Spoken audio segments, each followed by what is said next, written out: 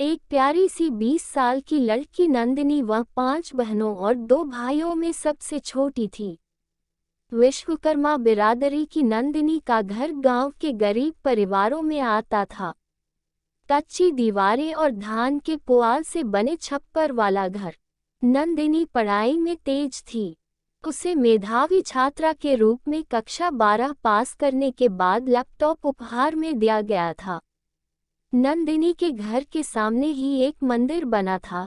यहीं पर शिवम त्रिवेदी का अक्सर उठना बैठना होता था। शिवम गांव के प्रभावशाली ब्राह्मण परिवार का था।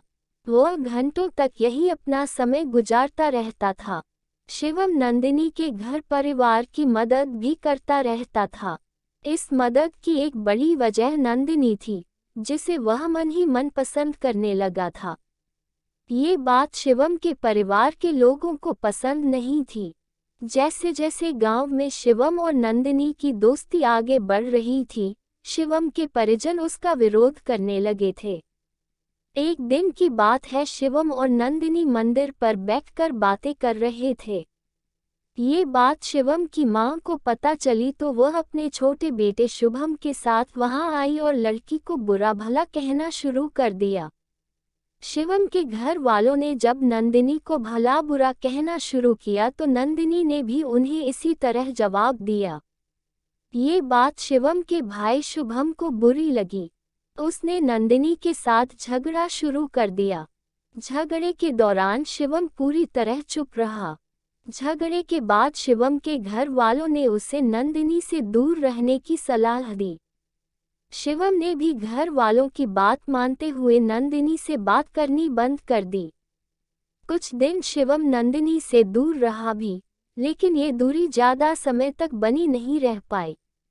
नंदिनी शिवम से शादी करना चाहती थी, इसलिए वह शिवम पर शादी करने का दबाव बनाने लगी। शिवम घर वालों और नंदिनी के बीच फंसा रहा।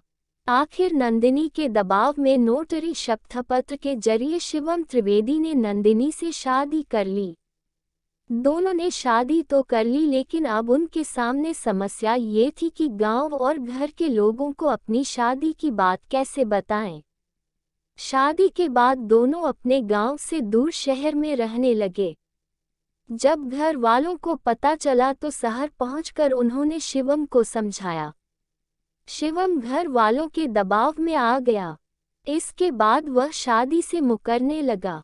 बस यहीं से नंदिनी और शिवम के बीच रिश्ते बिगड़ने लगे। मामला थाना, कोर्ट कचहरी तक पहुंच गया। शिवम पर कानूनी शिकंजा कसा जाने लगा तो वह परेशान हो गया। नंदिनी ने शिवम पर जो आरोप लगाए उसके अनुसार झगड़े के बाद शिवम सुलह और शादी कराने के लिए उसे एक मंदिर में ले गया। लेकिन मंदिर में पहले से कई लड़के मौजूद थे। शिवम और उसके साथियों ने वहीं पर नंदिनी के साथ गैंगरेप किया। इतना ही नहीं, उन्होंने उसे चुप रहने की धमकी भी दी। अपने साथ हुए इस धोखे पर नंदिनी ने भी सोच लिया कि वह अब चुप नहीं बैठेगी। उसने मामला पुलिस में ले जाने और शिवम को सजा दिलाने की ठान ली। वह शिवम व उसके साथियों के खिलाफ मुकदमा दर्ज कराने की दरख्वास्त की, लेकिन पुलिस ने केस दर्ज नहीं किया। नंदिनी ने एसपी को रजिस्टर्ड डाक से अपना शिकायती पत्र भेजा। इसकी भी कोई सुनवाई नहीं हुई। पुलिस उसकी शिकायत पर कार्रवाई क्यों नहीं कर रही थी, ये बात वह नहीं समझ सकी। पुलिस से निराश होकर पीड़ित नंदिनी ने अपर मुख्य न्यायिक मजिस्ट्रेट की कोर्ट में मुकदमा दर्ज कराने के लिए पत्र दिया। मजिस्ट्रेट ने एफआईआर दर्ज करने का आदेश दिया। कोर्ट के आदेश के बाद भी पुलिस ने कोई कदम नहीं उठाया। पुलिस को कोर्ट की अवमानना का नोटिस दिया गया। तब पुलिस ने दबाव में आकर मजबूरी में मुकदमा दर्ज किया। फिर भी कोई कार्रवाई नहीं हुई तो नंदिनी ने मुख्यमंत्री से शिकायत की। फलस्वरूप शिवम ने कोर्ट में आत्मसमर्पण कर दिया। पुलिस के देर से मुकदमा दर्ज करने और धीमी गति से जांच के चलते शिवम को जल्दी जमानत मिल गई। जमानत देने के पहले कोर्ट ने नंदिनी से कोई संपर्क नहीं किया। जब शिवम जेल से छूटकर गांव पहुंचा तो उसके जेल से आने की खुशी में मिठाइयां बंटने लगी। नंदिनी को हैरानी हुई कि शिवम इतनी जल्दी जमानत पर जेल से बाहर कैसे आ गया।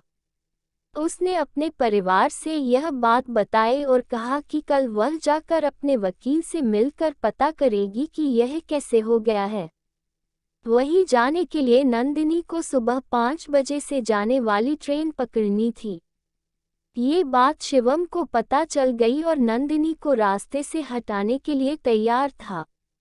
जब नंदिनी ट्रेन पकड़ने के लिए जा रही थी उस पर मिट्टी का तेल छिड़ककर आग लगा दी गई।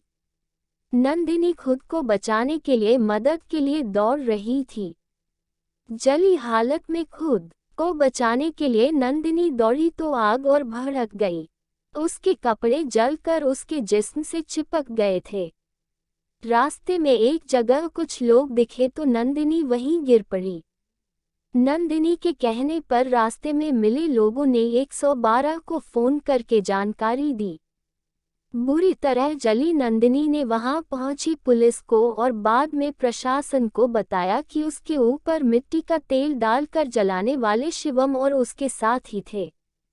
90% जली हालत में नंदिनी को पहले पास के अस्पताल ले जाया गया, लेकिन उसकी गंभीर हालत को देखते हुए उसे शहर के बड़े अस्पताल रेफर कर दिया गया।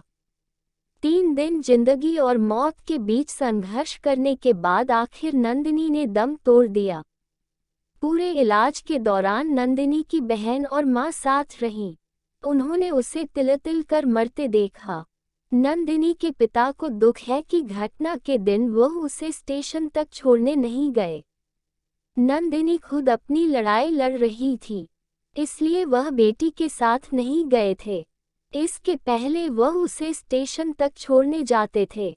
शिवम द्विवेदी और दूसरे आरोपियों के परिवार के लोग इस घटना के संबंध में तर्क देते हुए कहते हैं कि गुनाह उनके घर वालों ने नहीं किया, उन्हें साजिश के तहत फंसाया जा रहा है।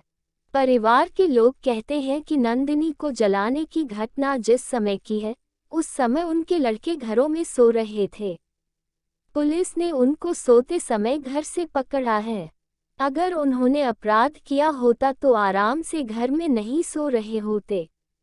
शिवम के घर वालों का कहना है कि जब नंदिनी को शिवम से मिलने पर रोक लगा दी गई थी तो उसने रेप का मुकदमा लिखाकर शिवम और उसके करीबियों को जेल भिजवाने की धमकी दी थी। उन्होंने नंदिनी और शिवम को शहर में रहने की बात से खुद को अनजान बताया। इनके समर्थक बताते हैं कि जेल से शिवम के छूटने के बाद लड़की ने उसे फिर से जेल भिजवाने की धमकी दी।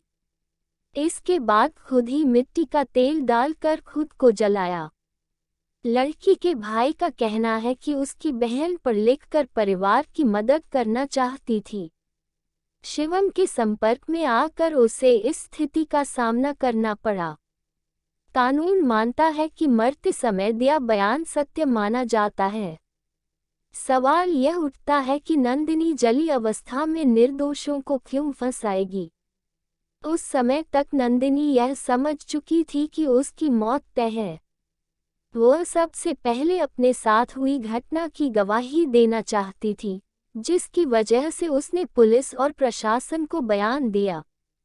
नंदिनी और शिवम के बीच विवाह का नोटरी शपथपत्र हर बात को साफ करता है।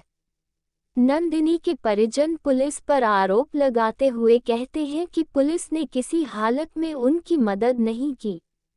नंदिनी के मरने के बाद उसके घर वालों ने नंदिनी का दाह संस्कार या उसे नदी में प्रवाहित करने से इनकार कर दिया।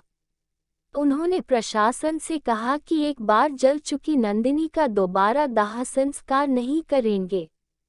इसकी जगह उसे दफनाया जाएगा। ऐसा ही हुआ। दोस्तों, अगर आपको ये कहानी थोड़ी बहुत भी पसंद आई हो तो कमेंट करके ज़रूर बताएं तथा अपने दोस्तों के साथ शेयर करना ना भूलें। और चैनल पर नए हैं तो सब्सक्राइब जरूर करें। धन्यवाद।